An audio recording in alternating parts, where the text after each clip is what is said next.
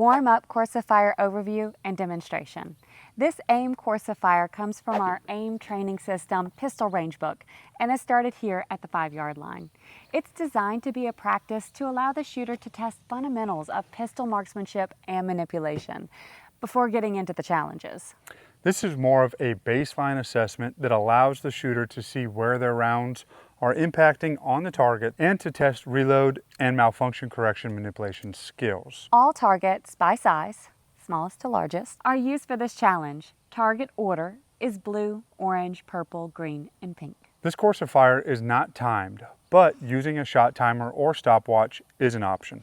In terms of shooting pace, since this is an assessment and warm-up course of fire, shoot at a pace that is comfortable. Don't sacrifice accuracy for speed, meaning don't shoot faster than your skill allows you to.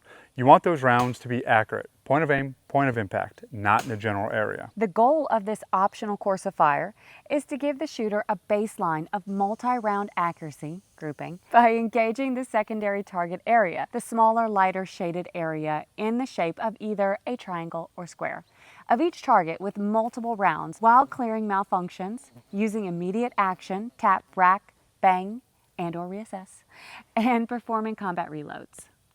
Before starting this warm-up course of fire, the shooters will fill 3 magazines with 25 live rounds in any order or quantity. Round count per magazine is dictated by the shooter. For instance, 2 magazines with 8 live rounds each and 1 magazine with 9 live rounds for a total of 25 live rounds. The shooter will also place 1 dummy round in each magazine for a total of 3 dummy rounds. What we're going to do is go ahead and jam up our magazines using this handy dandy ammo bag, and then we also have a bag filled with 9mm dummy rounds. These are metal case inert rounds that have a bright orange tip and no primer in the back. Again, the placement of the dummy rounds is completely random, up to the shooters, but the important thing is that we have 25 rounds total, and that'll be up to us to determine what order we put those rounds in along with the dummy rounds. But each magazine should have at least 1 dummy round. Problem is going to be if I can count. Yeah. So what I'm going to do is lay my 25 rounds out. That way I know what I have. And then if you want, and you have a plethora of inert rounds, you could put more dummy rounds in if you want. Or if you want to conserve live rounds, you can use a total of 15 rounds, which will put 3 rounds on each target. Still give you that grouping assessment, but not as good of a target grouping reading as 5 rounds, but you can serve a little bit of ammunition. Dummy round placement or position in each magazine is dictated by the shooter. Random placement is best. Lastly, after filling the magazines, place 2 magazines in magazine pouches or holders and load 1 magazine into the pistol and then holster. Magazine order or use is dictated by the shooter.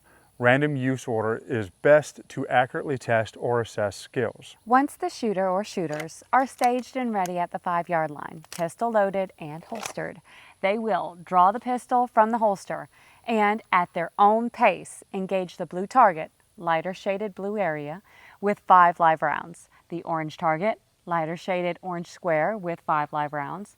Purple target, lighter shaded purple triangle with 5 live rounds.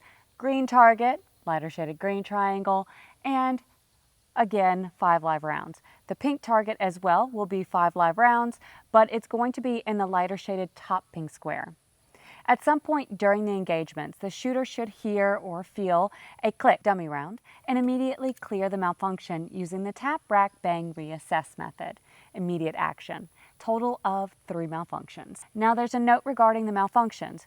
When the shooter encounters a failure to fire, failure to feed malfunction, they will clear the malfunction using the immediate action and then re-engage that target or engage a new target depending on the sequence.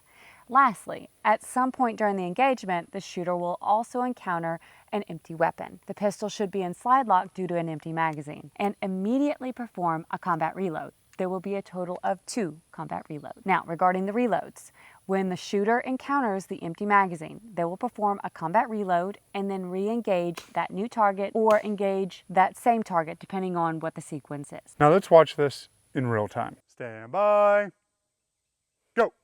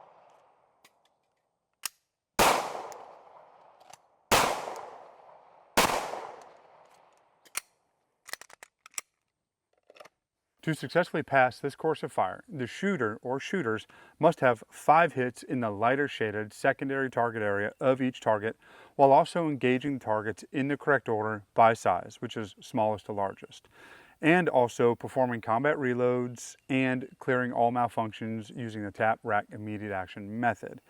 Now you notice that both of us shot our course of fire at a different pace. I shot a little bit faster, but somehow got done at the end, and someone shot a little bit slower and somehow was the first one done shooting.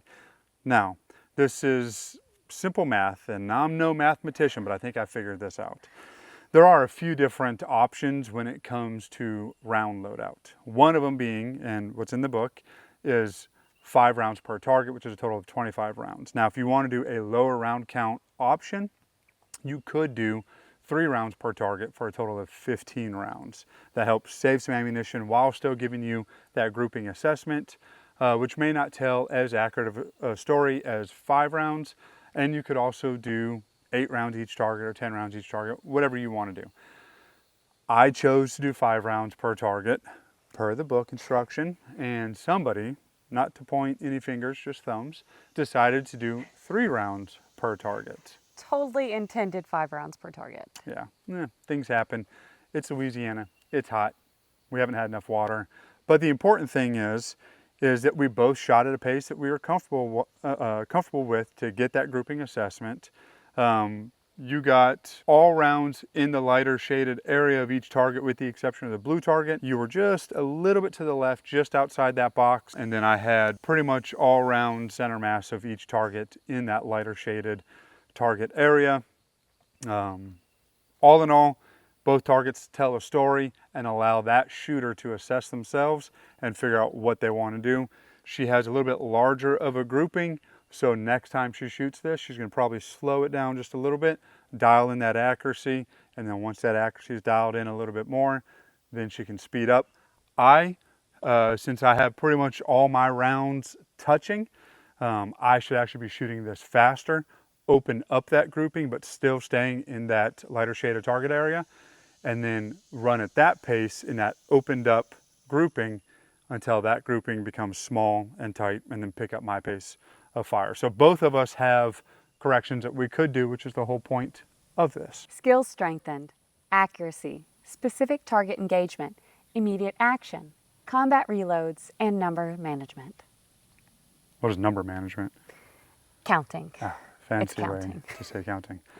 That's the tactical way to say counting. Real world application. In the real world, anything can happen, and sometimes bad things compound and create larger problems. It is important for you to be able to work through issues, and if you have to stop a threat, that each round is where you want it, which is why this challenge focuses on the smallest portion of each target to ensure grouping is tight and accurate while you are working through malfunctions and reloads. Important standards and notes. Immediate action standard. The point of correcting this type of simulated malfunction, failure to feed or fire, is to ensure the magazine is properly seated by forcefully tapping the bottom of the magazine and then either loading a new round into the chamber or ejecting the faulty ammunition from the chamber by cycling the slide one time and then reassessing the target threat. If the shooter does not tap and rack for each simulated malfunction, the course of fire has not been successfully completed. Round count. Oh gosh. Since 25 live rounds are used for this, chances are you will be forced to do reloads.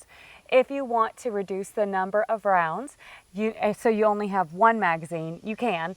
But the reason 5 rounds are used on each target is for grouping purposes. This helps to establish a consistent impact pattern on each target. This can be a useful assessment tool. Now, So can 3 rounds. Dummy rounds. Inert rounds are a great tool to force the shooter to correct a failure to fire, failure to eject style malfunction. This is also a great way to break the shooter's concentration during an engagement to see if they can get back onto a consistent impact pattern or grouping after correcting malfunction. If the shooter does not want to use dummy rounds or dummy rounds are not available, the course of fire can be completed without them. This warm-up course of fire is part of our A.I.M.M training system Pistol Challenge Range book, which contains almost 200 pistol shooting challenges that test your skill and efficiency. Visit our website at intuitivedefense.com to get your copy of the A.I.M.M training system Pistol Challenge Range book along with the A.I.M.M paper targets like you see downrange.